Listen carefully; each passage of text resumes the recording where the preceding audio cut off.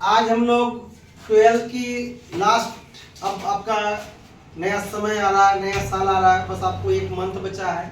Last time में हम लोग कैसे पढ़ाई करें, बहुत ही इंपॉर्टेंट होती है कि आपने जो साल भर का पढ़ाई किया, इस पढ़ाई को हम लोग रिवीजन जब तक नहीं करेंगे और अच्छे रिजल्ट के लिए हम लोगों को कैसे अंतिम दिनों में पढ़ें, कैसे तैयारी करें। तो आज मैं इस वीडियो के माध्यम से आपको यह बताना चाहता हूं कि स्टूडेंट्स हमारे कैसे पढ़ेंगे।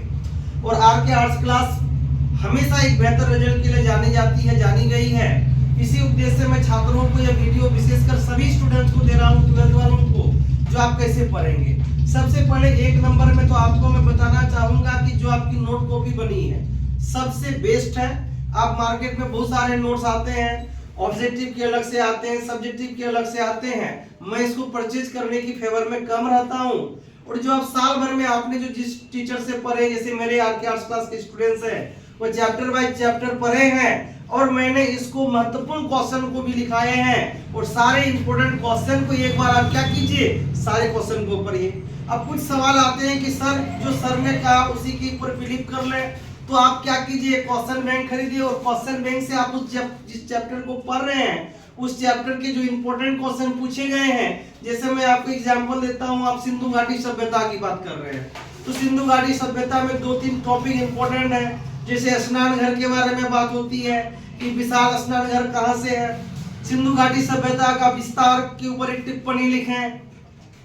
ऐसे ही बहुत सारे क्वेश्चन है। जैसे आपको एक क्वेश्चन कुछ साल पहले, 2 साल पहले पूछा था कि सिंधु घाटी सभ्यता की 5 महत्वपूर्ण शहरों के नाम लिखें। तो ये सब क्वेश्चन जब आप चैप्टर बाय चैप्टर इंपॉर्टेंट करेंगे तो आप क्वेश्चन बैंक का हेल्प से लेकर आप उसको देखकर अपना चैप्टर में से सारे आप क्वेश्चन तो पढ़ने के समय रहे नहीं, तो आप उसके चैप्टर बाय चैप्टर क्वेश्चन को काम कर लीजिए।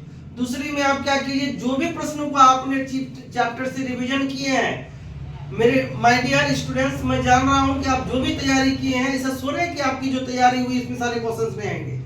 बहुत सारे ऐसे क्वेश्चन होंगे जो आप जानते होंगे, रिवीजन ना होने की वजह से आपको उस समय एग्जाम में याद नहीं आते हैं। इसलिए जो भी आपने नोट कॉपी से पढ़े हैं मेरे स्टूडेंट्स, आप लोगों को उसको रिवीजन जरूर करना है और रिवीजन करके उसको लिखें, ताकि मेरे द्वारा बताए गए प्रश्न जब आपके एग्जाम में आएंगे तो बेझिझक आप उसको लिख पाए।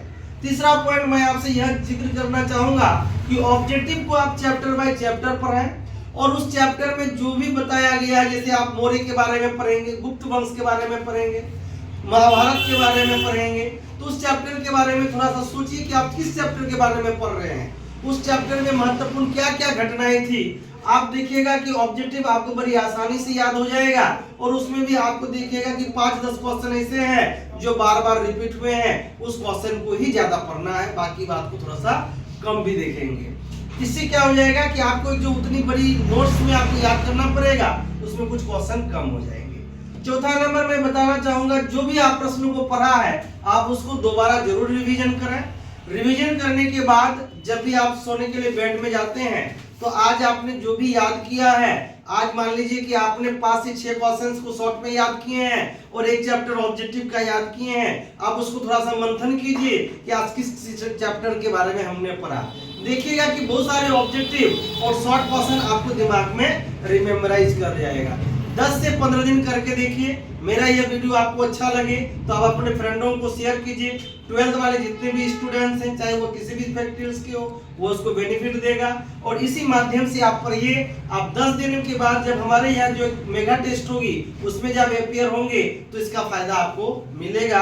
आरके आर्ट्स क्लास आपकी बेहतर रिजल्ट के लिए शुभकामना करती है। यही मेरा टिप्स है।